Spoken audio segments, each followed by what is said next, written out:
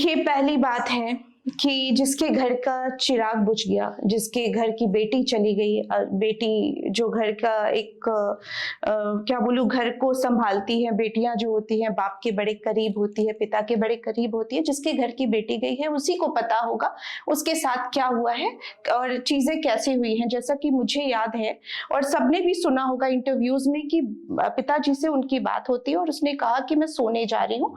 उसके बाद से वो मतलब मृत्यु घोषित होती है या फिर पता नहीं, हॉस्पिटल्स चेंज होते हैं और फाइनली जाके मेदांता में क्लियर हो जाता है कि अब वो इस दुनिया में नहीं है। तो उस बीच में, उस दरमियान में जब वो पीड़ित थी, जब उसके साथ ये चीजें हो रही थी, हॉस्पिटलाइज थी, उस टाइम पे हॉस्पिटल के जो भी वार्डन्स थे या फिर जो भी मालिक थे, ऑनर थे, उन्होंने ये चीज पेरेंट्स को क्यों नहीं इन्फॉर्म किया? क्यों ये चीजें छुपा के रखी गई? बिहार में बेटियों की सुरक्षा पर एक बार फिर से सवाल खड़े हो गए हैं। बीते दिनों नीट छात्रा मामले में जिस तरीके से परिजनों का आरोप लगातार जारी था कि बेटी के साथ दुष्कर्म हुआ है, लेकिन प्रशासन इस मामले को पूरी तरीके से आत्महत्या का नाम दे रही थी। आज डीजीपी विनय कुमार ने भी परिवार वालों को बुलाकर, उनकी माता को बुलाकर ये कहा है कि मान लीजिए आपकी बेटी के साथ रेप नहीं हुआ है, ये आत्महत्या ही है। पूरे मामले में बातचीत करेंगे। हमारे साथ वीआईपी की प्रदेश प्रवक्ता प्रिया जी है। मैम, पहले तो स्वागत है आपका मगी। नमस्कार मगी न्यूज का भी नमस्कार और दर्शकों का भी नमस्कार जी। बिहार में बेटियों की सुरक्षा पे मैम सवाल खड़े हो गए हैं। जिस तरीके से नीट का मामला आया, उसके बाद अब मंगलवार का भी एक मामला देखने को मिल रहा है, औरंगाबाद की एक लड़की कोचिंग से लौटते वक्त उसके साथ दुष्कर्म हो जाता है। क्या बिहार अब बेटियों के लिए सुरक्षित नहीं रहा?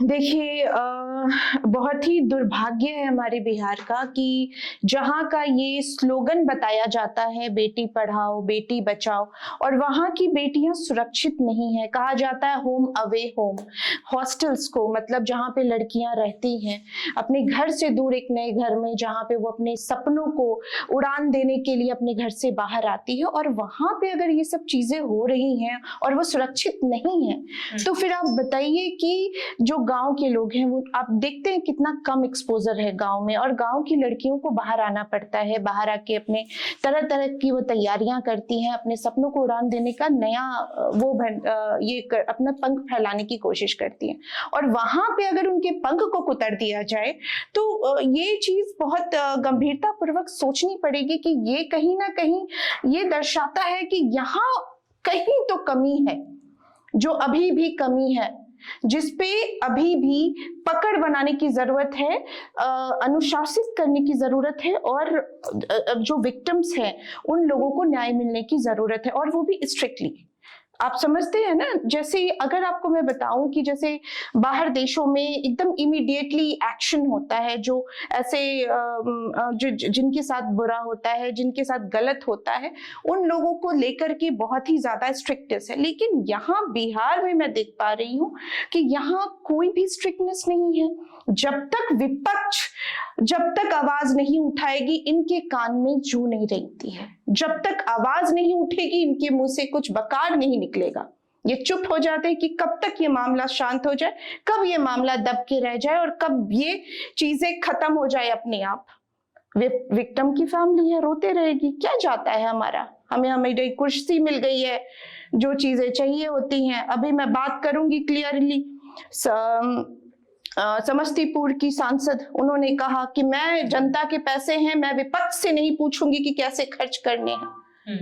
आप जनता को भी आप कहाँ खर्च करके बता रहे हो? ये उनकी चीज है, आप उनको बताओ।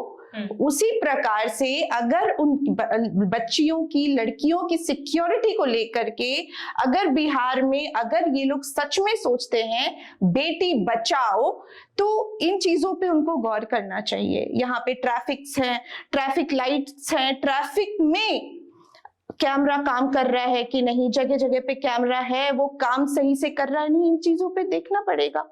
और जो सच में आरोपी है उनको इमीडिएटली मतलब सजा मिलनी चाहिए, और अगर वो शासन में बैठे लोगों के कोई रिलेटिव हैं या शासन में बैठे हुए खुद वही आरोपित है, तो उनको सजा मिलनी चाहिए।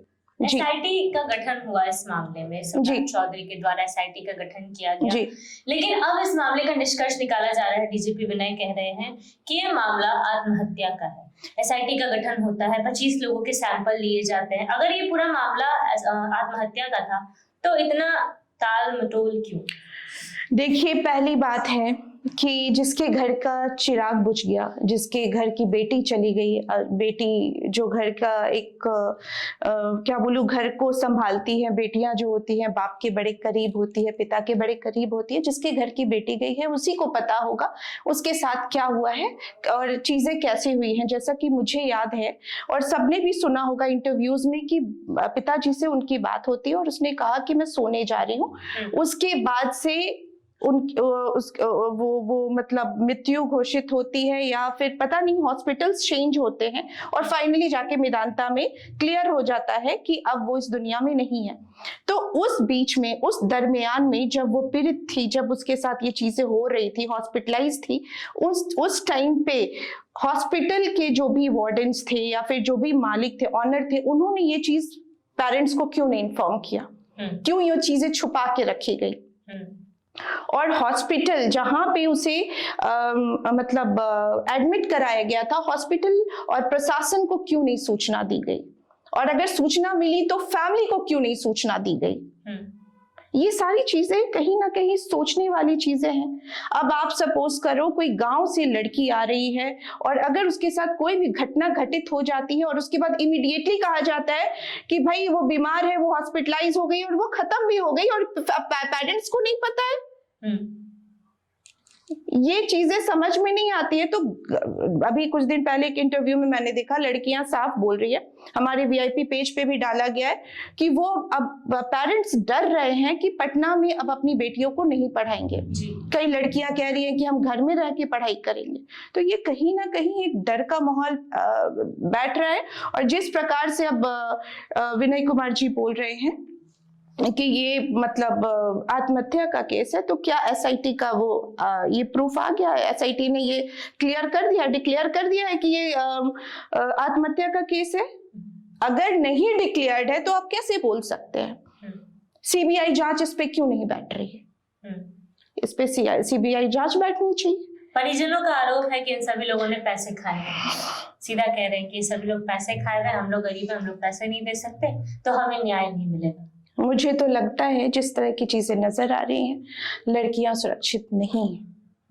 अब डर का माहौल सच में बन रहा है। अब जैसी स्थितियां दिख रही हैं, या आप देखे होंगे इलेक्शन के टाइम पे 10,000 रुपए देकर के महिलाओं को भ्रमित करने का काम किया गया। और हम लोग जो लड़ाई लड़ रहे हैं, उन्होंने प्रॉमिस किया था पूरा 2 लाख रुपए देंगे। हमने एक टाइम लिमिट सेट किया है कि आपने जो प्रॉमिस किया है, आपने जो वादा किया है, जो झूठा वादा है, जो ताल मतोल करके आप लोग हमेशा जनता को भ्रमित करते हैं, उसको पूरा कीजिए। ये हमारा संघर्ष है, ये हमारी लड़ाई है। हम सत्ता बैठे लोगों को समझा रहे हैं कि किस प्रकार से सत्ता चलानी है, और सत्ता को हमसे सीखना पड़ रहा है कि सत्ता कैसे चलनी है। आप समझ रहे हैं? क्योंकि उनको पता ही नहीं है कि करना क्या है।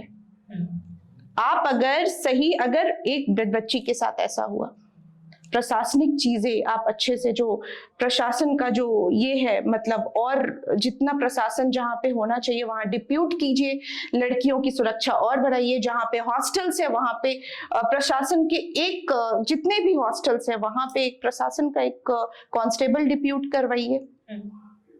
कैसे माने कि सुरक्षा है? जहां पे हॉस्टल्स है वहां पे कैमरास होने चाहिए, और अगर कैमरास हैं वो काम कर रहे हैं कि नहीं कर रहे हैं। अगर नहीं कर रहे हैं तो जो जिसका हॉस्टल है उस पे कार्रवाई होनी चाहिए कि लड़कियों के हॉस्टल में कैमरा क्यों नहीं काम कर रहा। आप समझ रहे? बहुत सारी चीजें हैं जी। इस पूरे मामले में एक आखिरी सवाल ले लेंगे। बहुत सारे ऐसे हॉस्टल भी हैं बिहार में जिनका ना रजिस्ट्रेशन है ना उसका निरीक्षण किया जाता है। क्या ऐसे हॉस्टल भी जिम्मेदार हैं इन सब कारणों का? जी, अगर ऐसे हॉस्टल्स बिहार में हैं और इस तरह के हॉस्टल्स जो बिना इंक्वायरी के वो लोग हॉस्टल खोलकर बैठ रहे हैं, तो कहीं ना कहीं लड़कियों के लिए ये बहुत डर का माहौल है और उसको लड़कियों को पहले छानबीन कर लेनी चाहिए। और जो भी लड़कियां, मैं हाथ जोड़ करके, मेरी जितनी बहनें हैं, मैं हाथ जोड़ करके प्रार्थना कर रही हूँ, जितने भी मेरे परिवार परिजन हैं, मतलब जो लड़कियों के परिजन हैं, मैं उनसे यही कहूंगी, कृपया करके आप ये जांच कर ले कि वो हॉस्टल पुलिस की निगरानी में है या नहीं। हॉस्टल के बारे में अच्छे से जांच कर ले और हॉस्टल के मालिक का आधार कार्ड अपने पास भी रखे। जी चलिए, नीट मामला लगातार विवादों में है और अब डीजीपी विनय का जिस तरीके से परिजनों को ये कहा गया है कि मान लीजिए कि ये मामला आत्महत्या का है और रेप नहीं हुआ है, जिसके बाद ये बवाल और ज्यादा बढ़ गए। पहले ही प्रशासन पे आरोप था कि वो इस मामले को ढकने की कोशिश कर रहे हैं और आत्महत्या का नाम दे रहे हैं। अब दूसरी तरफ एसआईटी टीम के गठन के बाद, एसआईटी की जांच के बाद अभी तक हालांकि कोई रिपोर्ट नहीं आया है और ना ही प्रशासन की तरफ से कोई आधिकारिक रूप से बयान जारी किया गया। पूरे मामले को लेकर हमने चर्चा की। हमारे साथ वीआईपी की प्रदेश प्रवक्ता प्रिया जी मौजूद थी।